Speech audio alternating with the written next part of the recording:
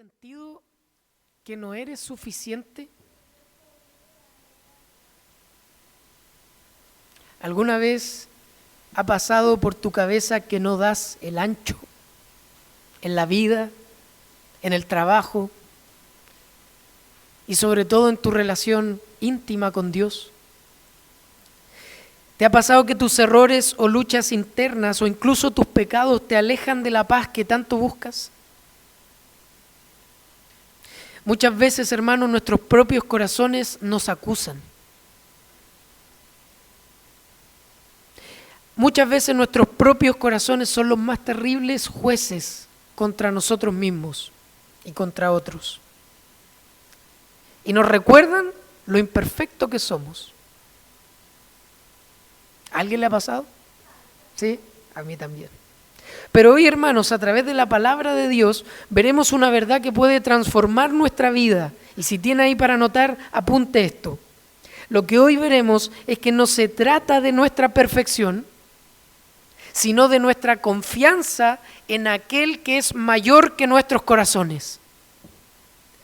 No se trata de nuestra perfección, sino de aquel que es mayor que nuestros errores.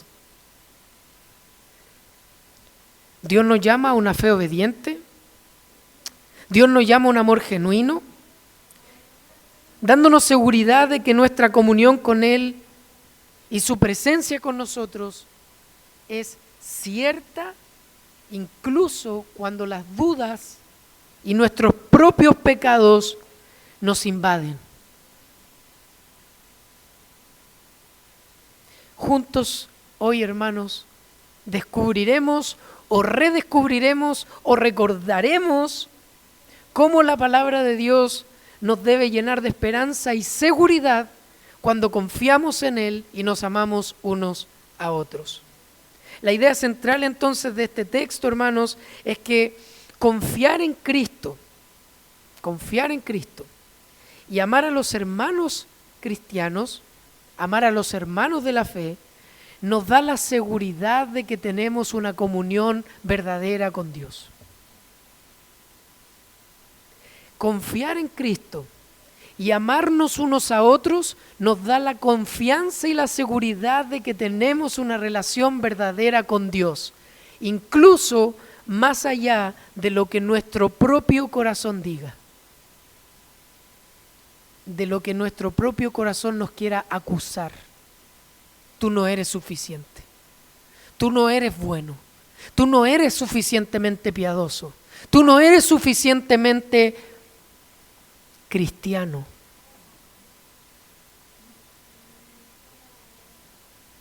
Pero el mensaje de hoy, hermanos, es que si tú tienes fe y si tú estás demostrando amor por tus hermanos en Cristo, puedes tener seguridad de tu relación con Dios, incluso a pesar de lo que diga tu propio corazón. Por eso el título de este sermón es La seguridad que tienes cuando confías y amas. La seguridad que tienes cuando confías y amas. Y esto lo vamos a ver en 3 encabezados. En primer lugar, el amor a tus hermanos en Cristo, el amor a tus hermanos en Cristo demuestra con seguridad que estás en la verdad. Versículo 19 dice, y en esto sabremos que somos de la verdad y aseguraremos nuestro corazón delante de Él en cualquier cosa que nuestro corazón nos condene. Cuando el apóstol Juan comienza, en esto sabremos que somos de la verdad, está en directa conexión con lo que se expuso el domingo pasado. Pablo viene hablando de la necesidad y del mandamiento de amarnos unos a otros, de no odiarnos unos a otros, porque el que odia a su hermano dice que no está en la luz, no está en la verdad, pero aquel que ama a otros demuestra que ha sido trasladado de muerte a vida. Y como ha sido trasladado de muerte a vida, ahora tiene la capacidad de amar a otros. Y Juan dice, si ustedes están amando a sus hermanos, en eso van a saber que ustedes son de la verdad. Y asegurarán su corazón incluso cuando sus propias conciencias los acusen. de que ustedes no están en la verdad. Y quiero explicar un poco más a qué me estoy refiriendo. En primer lugar, en este encabezado vamos a ver que las evidencias aseguran que tienes una relación con Dios. Como podrán darse cuenta, el apóstol Juan escribe sobre una manera concreta de examinar si realmente estamos con Dios o no, ¿verdad? Porque nosotros podemos poner muchos parámetros de lo que significa tener una relación con Dios. Yo puedo decir que tengo una relación con Dios si yo cada día por la mañana agradezco a Dios. Podría decir también que yo tengo una relación con Dios porque por lo general hago buenas obras, me porto bien. Nunca voy a olvidar cuando una persona vio a otra ayudando a cruzar la calle una abuelita y esta otra persona lo miró y le dijo, de seguro tú tienes un lugar en el cielo. Y a pesar de que pudo haber sido bastante simple lo que dijo, en el fondo se esconde el pensamiento de que por las cosas que nosotros hacemos, entonces tenemos comunión con Dios, el bien que nosotros hacemos. Pero nosotros sabemos que a la luz de la palabra no hay nada que nosotros podamos hacer en nuestras fuerzas que nos ayuden a estar en paz con Dios. ¿Cuál es la única forma de estar en paz con Dios?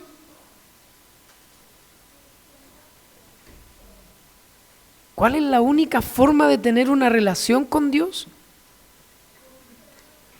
Por medio de la fe en nuestro Señor Jesucristo, que hizo todas las obras que nosotros no podríamos haber hecho. Cuando nosotros partimos de esa base, hermanos, entendemos entonces que el amor, y esto lo vimos un poco la semana pasada, no es un medio de salvación. Yo no amo, y por amar, Dios entonces se compadece de mí y dice, oye, este ama de verdad, este merece el cielo. No es la lógica de Dios esa.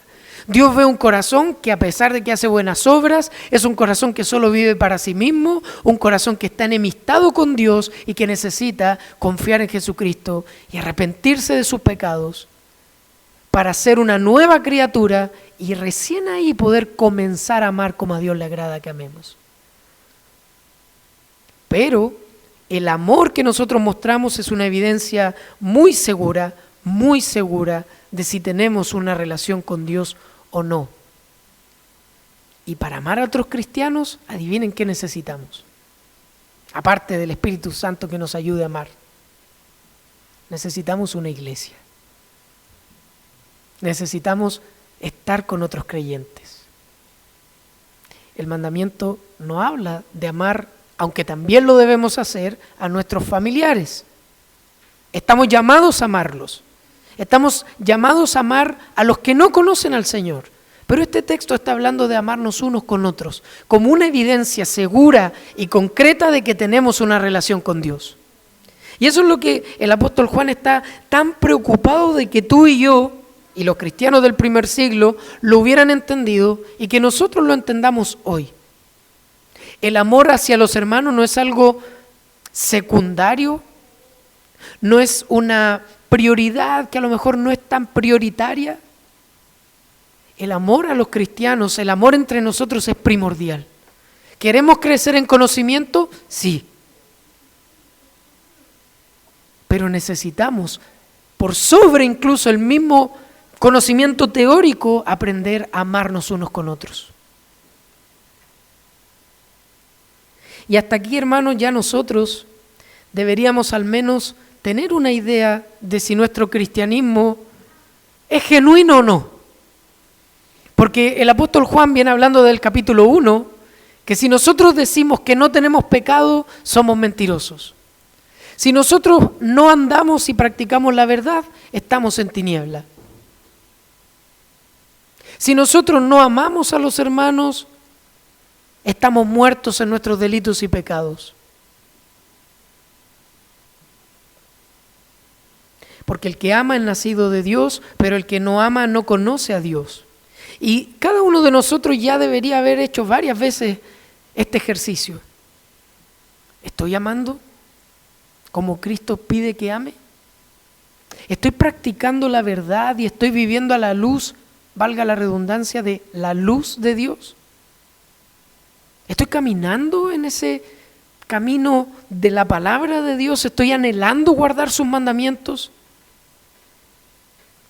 Y las respuestas a esas preguntas pueden llevarnos a dos caminos. La primera, definitivamente, darnos cuenta que a lo mejor nosotros realmente no conocemos a Dios. Que realmente nosotros no hemos tenido un encuentro genuino con Él. Porque no tengo el deseo de amar a otros, porque no tengo el deseo de conocer sus mandamientos y guardarlos, porque no tengo el deseo de entregar mi vida por otros, porque no tengo el deseo ni siquiera de conocer un poquito más de Dios. O, por otra parte, que es a lo que el texto quiere apuntar ahora, es que muchos de nosotros, con los sermones anteriores, nuestros corazones se han visto machacados.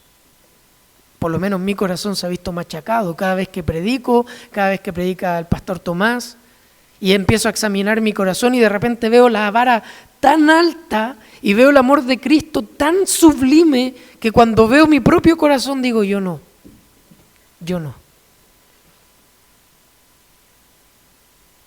No creo que sea cristiano. Cuando veo el amor de Cristo tan alto, tan sublime y veo mi propio corazón tan egoísta y tan escaso en amar.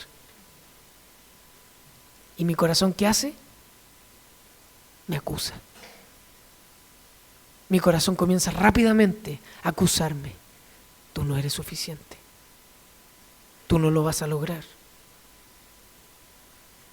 Tú eres un hipócrita.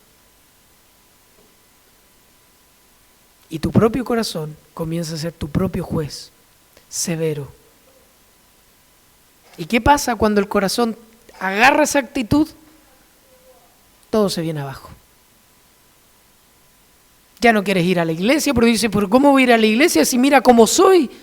¿Cómo voy a estar entre medio de los hermanos si ellos son tan santos y yo tan pecador? Y nuestro corazón comienza a acusar.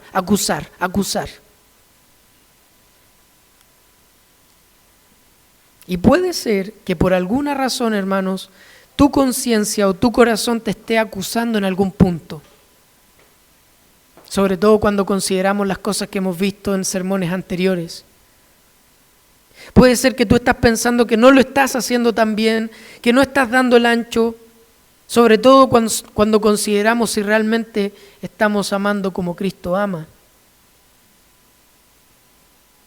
Pero esto es a lo que Juan se refiere cuando dice, en esto podremos asegurar nuestro corazón delante de Él, en cualquier cosa que nuestro corazón nos condene. Lo que Juan está diciendo, queridos hermanos, y esto es una de las cosas más importantes de este sermón, es que si tú amas a otros creyentes, de manera imperfecta, pero buscas amarlos, compartir con ellos, estar con ellos, orar por ellos, si tú te das cuenta de que en realidad tu amor es escaso, pero al mismo tiempo deseas amarlos más, si tú al mismo tiempo estás luchando para poder crecer en tu amor por otros, entonces puedes tener la confianza de que tienes una verdadera comunión con Dios. Aun cuando tu corazón te esté acusando. Aun cuando tu corazón esté diciendo, tú no has cumplido el mandamiento, tú no has cumplido el mandamiento. Aún en esa condición, si tú amas a tus hermanos, y eso solo lo sabes tú y el Señor, y estás buscando crecer en ese amor por otros, entonces la buena noticia es que a pesar de que tu corazón te condene, tú tienes una relación verdadera con Dios. Y no tienes que dejarte llevar o escuchar esas acusaciones de tu propio corazón. Porque tu juicio no es más grande que el juicio de Dios. Y el único juicio que a nosotros nos debería importar es lo que Dios dice de nosotros, incluso más allá de lo que nosotros mismos podamos pensar de nuestro propio corazón. Nosotros muchas veces, cuando nos miramos hacia nosotros mismos y tratamos de ser objetivos, vamos a encontrar muy poca esperanza, la verdad. Vamos a encontrar muy poca esperanza. Pero si tú te dejas llevar por ese juicio, entonces tú no vas tú vas a perder de vista a un Dios justo, a un Dios juez, pero que es un juez benigno. ¿Y sabes quién es tu abogado mientras tu conciencia te está acusando? El mismo Cristo. Mientras tu corazón está en una pelea por condenarte y llevarte a la cárcel de la desesperación, a la cárcel del desánimo, a la cárcel de la depresión, Cristo está diciendo, pero yo morí por Él. Pero yo morí por Él, Padre. Yo pagué por ellos. Por lo tanto, cuando te encuentres en esa prisión de tu propio corazón, recuerda esa verdad. Dios es mayor que tu propio corazón. Y tienes un abogado que es mejor defensor que lo que tu corazón es un acusador. Tenemos un buen defensor, un buen abogado que no va a perder el juicio y no va a perder la batalla contra nuestro propio corazón, tan frágil, tan pecaminoso y tan engañoso.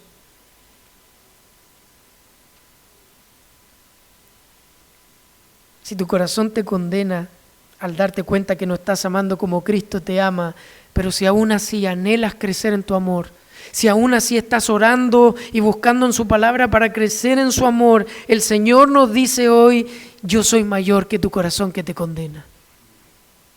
Yo soy mayor que tu corazón que te condena.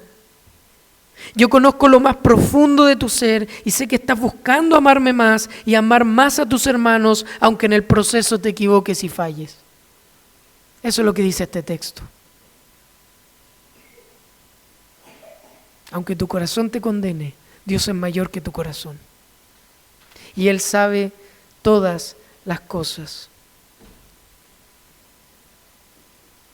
Por lo tanto, para ir aplicando un poco más este punto, no importa tanto cómo te logras ver con tus débiles sentidos. No importa tanto la opinión que tú tengas de ti mismo. Que no eres capaz, que siempre te equivocas en lo mismo, que no eres capaz de superar aquello temor o aquella trauma, o incluso que estás dando una lucha agónica con el pecado, pero aún no puedes superar. Aún no puedes superar el desánimo, la tristeza. Si ese es tu caso, la buena noticia es que Dios es mayor que eso.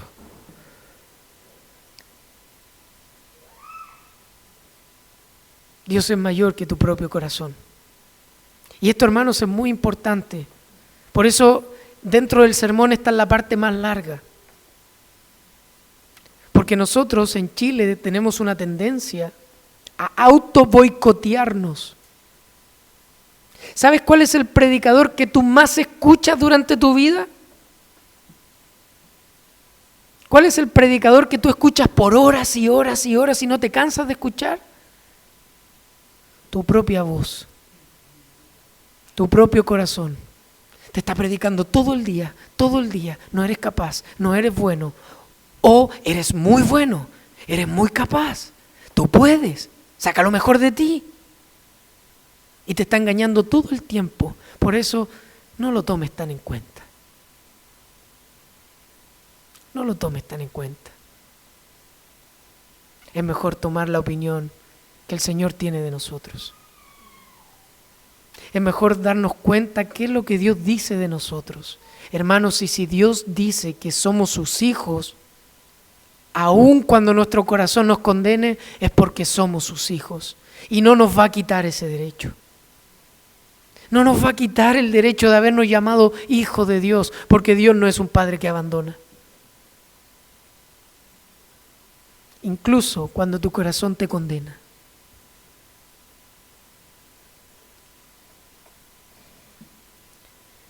Por lo tanto, no escuches tanto lo que informan tus sentimientos de ti mismo.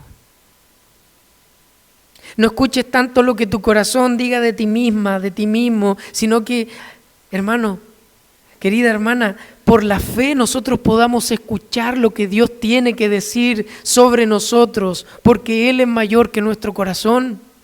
Y cuando tenemos, hermanos, esta seguridad de nuestra comunión con Dios, nuestra vida de oración será mucho más eficaz. Porque si vamos a la presencia de Dios llenos de autoacusaciones. Y esas autoacusaciones de que tú no eres bueno, de que tú eres muy enojón, que tú eres muy enojona, que tú no te das cuenta, vamos a llegar con una carga tan grande a la presencia de Dios que no vamos a poder ver la bondad de Dios. Porque estamos tan llenos de nuestros propios pensamientos, pero Dios nos mira con ternura. Pero quiere que nosotros podamos verlo a Él más que a nuestros propios corazones. Por eso Dios es mayor que nuestros corazones.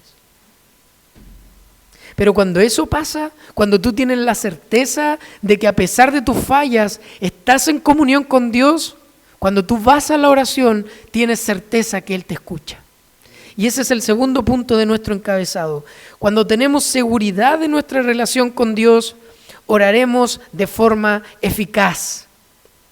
Amados, dice la Escritura, si nuestro corazón no nos condena, confianza tenemos delante de Dios. Y todo lo que pidamos, aunque luego voy a explicar ese todo, todo lo que pidamos lo recibiremos de Él porque guardamos sus mandamientos y hacemos las cosas que son agradables delante de Él. En el punto anterior, hermanos, dijimos que nuestro propio corazón en ocasiones nos acusará.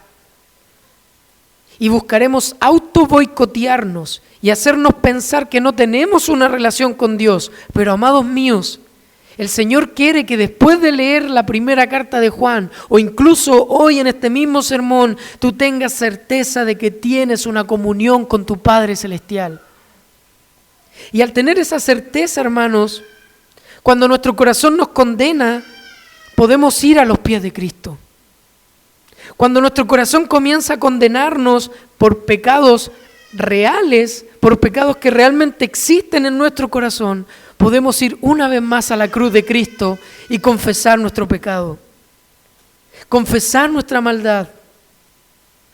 Y Dios estará pronto para otorgarnos su gracia, pronto para otorgarnos su perdón, para que cuando vayamos a su presencia, nuestro corazón no nos condene. Si tu corazón te condena, anda a la presencia de Dios, confiesa tu maldad, aférrate a lo que Cristo hizo por ti, y entonces tu corazón estará tranquilo para poder estar en la presencia de Dios. Y cuando eso pasa, puedes orar de forma eficaz y confiada. A modo de ilustración, todos los que estamos aquí hemos sido niños alguna vez, ¿cierto? Todos los que hemos estado aquí hemos sido, todos hemos sido niños o niñas alguna vez. Amén. Y cuando nosotros somos niños y tenemos la seguridad de que están ahí nuestros padres, nosotros como niños hacíamos algo muy a menudo. Y eso muy a menudo que nosotros hacíamos era una palabra que empieza con P y termina con edir, pedir. A nuestros padres les pedíamos y les seguimos pidiendo, ¿eh? Y cuando nuestros padres no nos respondían, ¿qué era lo que nosotros hacíamos? Cuando nuestros padres a lo mejor realmente no nos escuchaban, o a lo mejor estaban tan enredados en las cosas que hacer que el hijo estaba, papá, ¿qué hacía el hijo? ¿Se quedaba quieto y esperando? El hijo seguía, papá. O si no, iba directamente donde el papá. Pero el niño no se cansaba de pedir. ¿Por qué? Porque tenía la certeza de la relación que tenía con su padre o con su madre o con su abuelo o con su tío. Pero había una certeza de la relación. Y como había una certeza en esa relación, el niño no tenía ningún problema en pedir. Aunque no siempre llegara lo que pedía. Aunque no siempre la respuesta fuera sí. Es más, en muchos de los casos siempre la respuesta era no. Pero el niño dejaba de pedir. Hermanos, de la misma manera, nosotros, los creyentes, cuando tenemos seguridad de nuestra relación con Dios, cuando estamos convencidos de que somos hijos de Dios, podemos orar con toda confianza y libertad ante nuestro Padre. Podemos orar con toda la convicción, hermanos, de que nuestras oraciones van a ser escuchadas. Hermanos, es muy distinto acercarse al trono de Dios sin ningún tipo de esperanza de que tu oración está siendo escuchada, a que ir a la presencia de Dios y saber, Señor, yo sé que tú escuchas mi oración. Yo sé que tú estás escuchando. Yo sé que tú estás atento a mis peticiones, a mis necesidades. Yo sé que tú estás escuchando.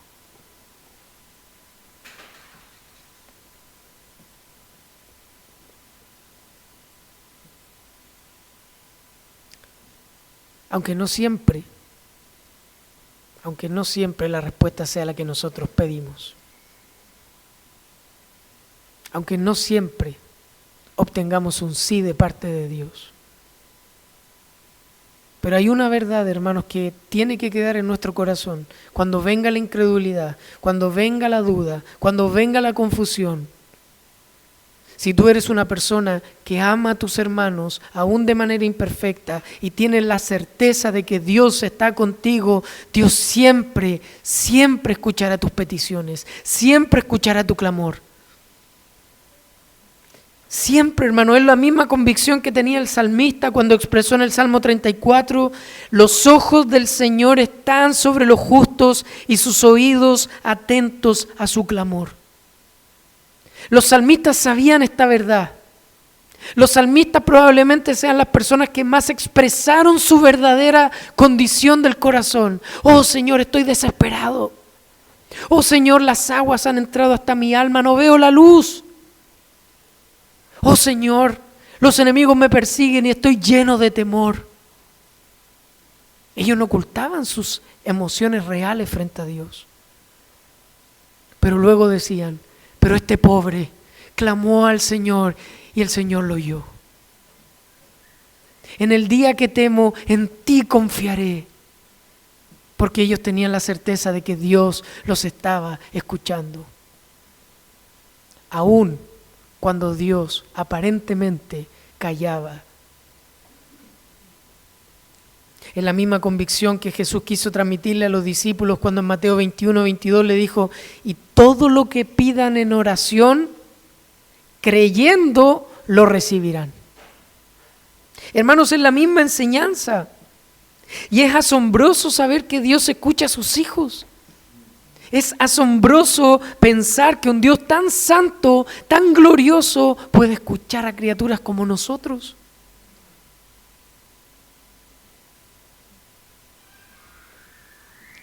Por eso es importante, hermanos, que podamos hacer un examen de nuestra vida, ser objetivos al considerar si realmente estamos viviendo como hijos de Dios, si realmente estamos amándonos unos a otros, si realmente estamos en la luz.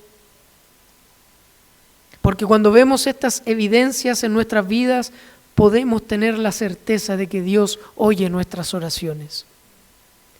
Podemos tener la certeza de que estamos en comunión con Él. Y esta es la misma seguridad de la que hablará el apóstol Juan un poquito más adelante, cuando dice, préstenme atención en esto, dice, esta es la confianza que tenemos delante de Dios, que si pedimos cualquier cosa conforme a su voluntad, Él nos oye. Y ahí está la clave. Si tú quieres oraciones respondidas, si tú quieres comenzar a ver más oraciones contestadas en tu vida, necesitamos crecer en orar conforme a la voluntad de Dios. Necesitamos primero conocer la voluntad de Dios, revelada en las Sagradas Escrituras, y comenzar a orar la palabra de Dios. Comenzar a orar lo que aquí está escrito para nuestras propias vidas, para nuestros hijos, para la iglesia, para el mundo en el que estamos. Necesitamos orar la palabra de Dios. Porque cuando tú oras la palabra de Dios con fe, con confianza en que serás escuchado, Dios se deleita en responder las oraciones que están de acuerdo a su voluntad. Dios se deleita en responder cuando tú oras conforme a tu voluntad, a su voluntad.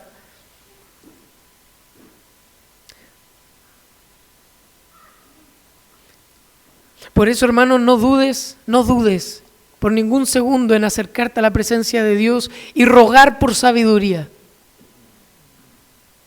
No dudes por un segundo en ir a la presencia de Dios y pedirle que te dé sabiduría para ser un mejor padre, porque Dios se deleita en responder esa oración.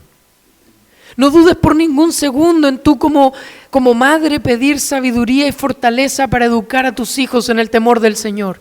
No lo dudes, porque Dios anhela responder esa oración. Dios está esperando que nosotros vayamos a Él y le digamos: Señor, dame sabiduría, Señor, dame fortaleza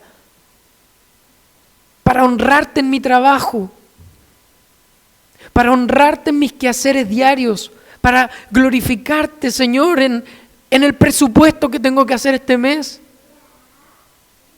Dame la sabiduría, dame la fuerza para hacerlo. Dios se place en contestar esas oraciones, hermanos, pero tenemos que pedir con fe.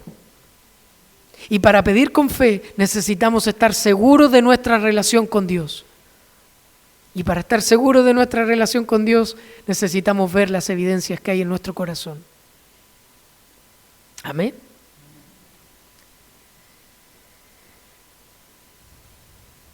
La seguridad de nuestra salvación, hermanos, es una de las joyas del cristianismo. Que nosotros podamos tener certeza de que tenemos una relación con Dios es una joya para vivir la vida. No es lo mismo vivir y levantarse cada día dudando, cuestionando si a lo mejor hoy día puedo perder mi relación con Dios. Estar todo el tiempo diciendo: ¿será? ¿No será? ¿Dios me amará? ¿Dios no me amará? ¿Cristo habrá muerto por mí? ¿Cristo no habrá muerto por mí? Es un infierno vivir de esa manera. Es un infierno vivir con la incertidumbre de que tú tienes una relación con Dios o no la tienes. Por eso el deseo del Señor, hermanos, por medio de Primera de Juan, es que nosotros tengamos una certeza de que conocemos a Dios. O pueda caer el autoengaño de nuestro propio corazón y darnos cuenta que realmente no somos creyentes y que necesitamos volvernos al Señor en arrepentimiento y fe, como si fuese la primera vez. Porque el Señor es bueno y es paciente, con el deseo de que todos los que estemos aquí podamos venir al arrepentimiento. Y si ya hemos venido al arrepentimiento y si ya tenemos una relación con Dios, que podamos disfrutar de la certeza que tenemos una relación con Dios y que Él no nos va a dejar y que Él no nos va a abandonar, incluso cuando nuestro corazón nos condena.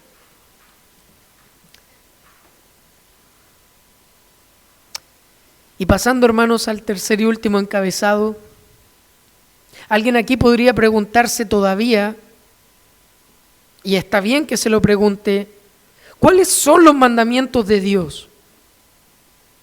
Yo como Mauricio, como Silvana, como Débora, José, Claudio, Miguel, todos los que estamos aquí, ¿en dónde yo debería poner mi foco? ¿En dónde yo debería poner mi atención si yo quiero crecer como creyente? Si yo quiero hacer la voluntad de Dios, ¿cuál debería ser mi foco? ¿Cómo yo puedo crecer real y concretamente en mi relación con Dios? Y esto nos lleva a nuestro tercer y último encabezado. Confiar en Cristo y amar a nuestros hermanos son señales seguras de nuestra relación con Dios.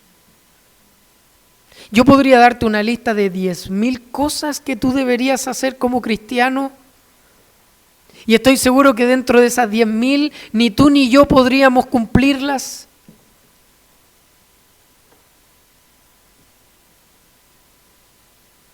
Al menos no por un día, al menos no por una semana. Definitivamente no podríamos. Si hay alguien aquí que todavía cree que por medio de su obediencia perfecta puede alcanzar la gracia de Dios, hermanos, no se engañen. No hay nada que tú puedas hacer para alcanzar el favor de Dios.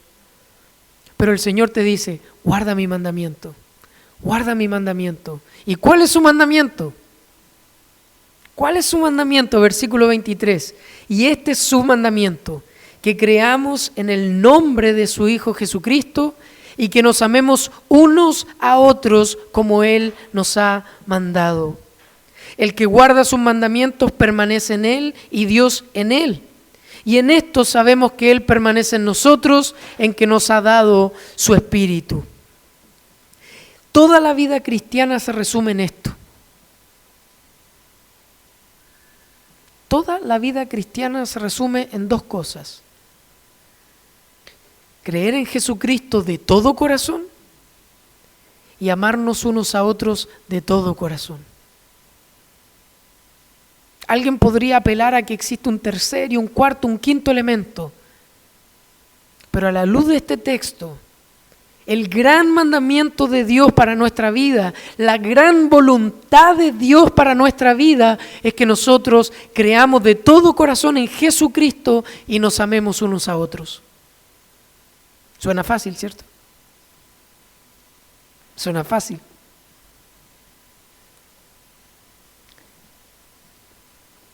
¿Es fácil? Suena fácil.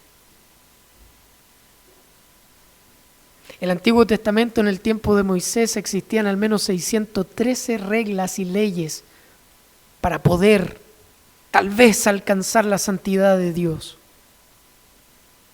¿Se imaginan la locura que eso era?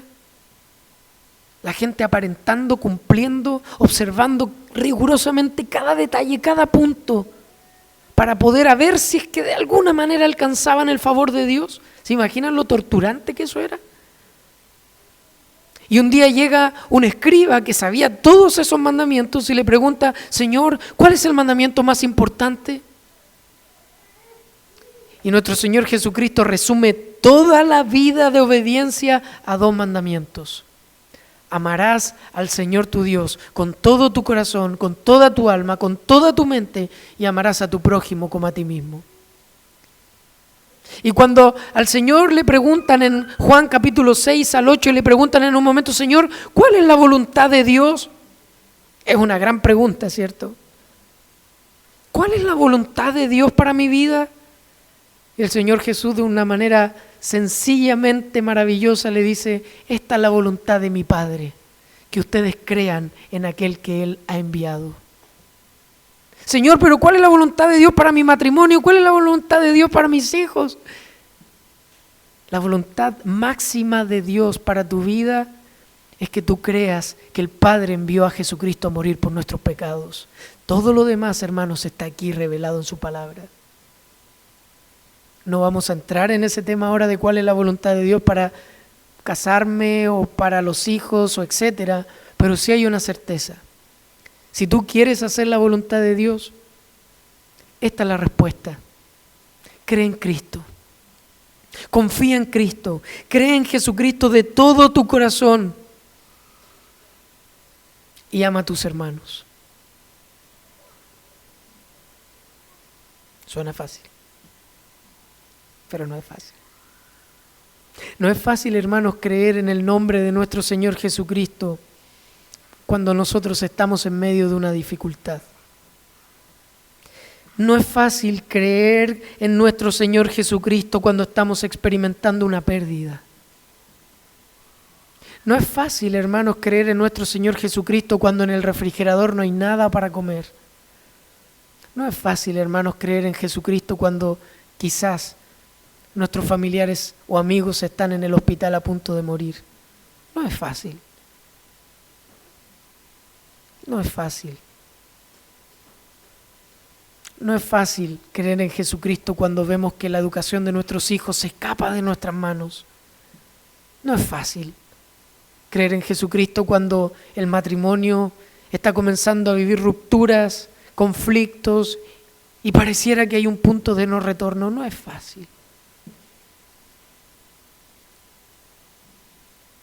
Pero quiero animarte con dos verdades para ir terminando. La primera es que para recibir el perdón de tus pecados y la vida eterna no se requiere una madurez muy grande. Para tú recibir el perdón de tus pecados No necesitas leer la Biblia completa. Eso lo tienes que hacer después. Para recibir el perdón de tus pecados no tienes que ser una persona intachable. No tienes que ser un buen padre, un buen esposo, un buen hijo, un buen vecino. No tienes nada que hacer. Para tú recibir el perdón de tus pecados solo tienes que poner tu confianza en el Cordero que fue crucificado por tus pecados. Eso es todo lo que tienes que hacer. Tienes que mirar al Cordero de Dios. Eso es todo lo que tienes que hacer. Muchas personas llegan a la iglesia con una idea equivocada o no llegan a la iglesia por ideas equivocadas. No, es que primero tengo que ordenar esto, tengo que arreglar esto y tengo que hacer tal y tal y tal y tal. Hermanos, no. Si nosotros como evangélicos hemos dado esa impresión, estamos mal. Lo único que se necesita para recibir el perdón de tus pecados y la vida eterna es confiar en Jesucristo.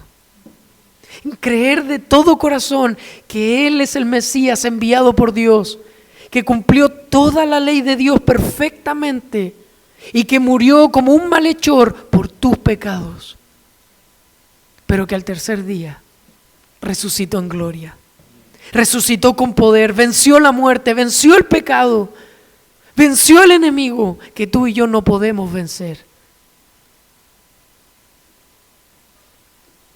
Y luego de estar 50 días, aproximadamente 40 días con sus discípulos, luego de resucitado, Él ascendió al cielo en gloria. Y está ahora sentado a la diestra del Padre, gobernando el universo, con poder, con autoridad, reclamando cada parte de este mundo. Si tú crees en eso, entonces has recibido el perdón de tus pecados. Si tú crees que Jesucristo volverá por segunda vez, entonces tú tienes certeza de tu comunión con Dios.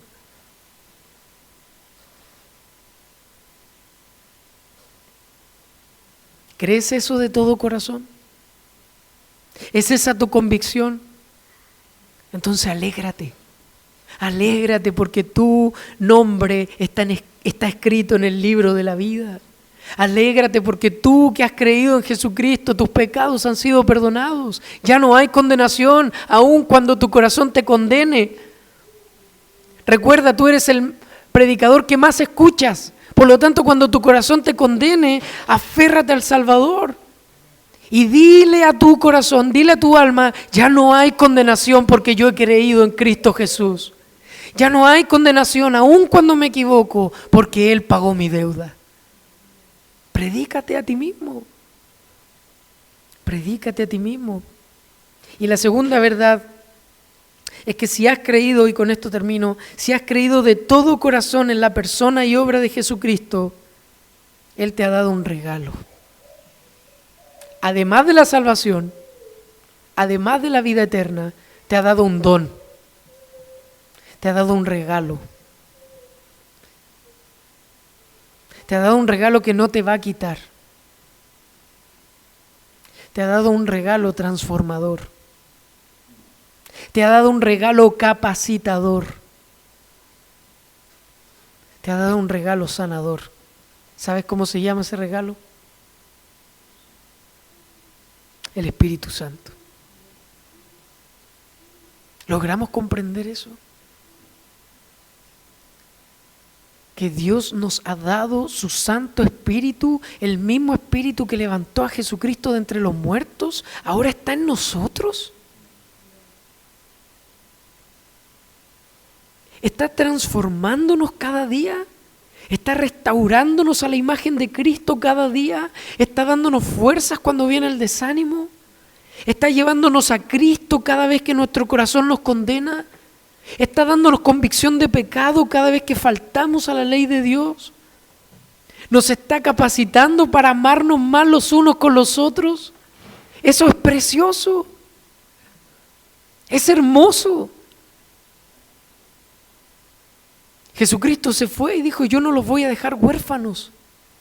Les voy a dar mi espíritu. Él estará con ustedes. Y yo estaré con ustedes por medio de mi Espíritu todos los días hasta el fin del mundo. ¿No es una buena noticia para celebrar cada día del Señor? ¿No es una buena noticia para cantar alabanzas con gozo, con alegría? No es una buena noticia para llegar el día lunes, mañana en la mañana, y luchar contra nuestro sueño y buscar la presencia de Dios una semana más. No son buenas noticias para perdonar al que nos ofende. No son buenas noticias para pedirle al Señor que nos dé un corazón que ame más a los hermanos. No son buenas noticias para creer que el Espíritu Santo está perfeccionándonos y capacitándonos cada día. No son buenas noticias, hermanos. Por lo tanto, quiero que se queden con lo hermoso que es poder disfrutar de la seguridad que hemos sido alcanzados por la gracia de Dios. Quiero que comencemos, hermanos, a disfrutar de lo que significa tener certeza de que tenemos comunión con Dios.